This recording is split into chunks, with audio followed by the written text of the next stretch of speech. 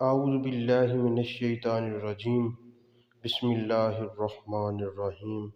السلام علیکم ورحمۃ اللہ وبرکاتہ۔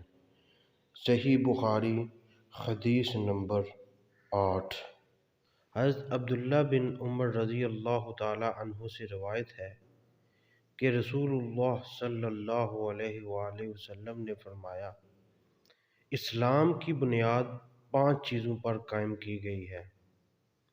اول، گواہی دینا کہ اللہ کے سوا کوئی معبود نہیں اور بے شک محمد صلی اللہ علیہ وآلہ وسلم اللہ کے سچے رسول ہیں، اور نماز قائم کرنا اور زکوٰۃ ادا کرنا اور حج کرنا اور رمضان کے روزے رکھنا۔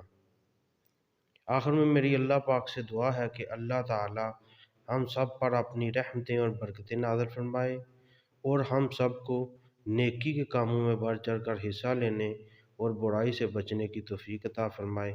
وما علینا الا البلاغ المبین۔ صدق اللہ العظیم۔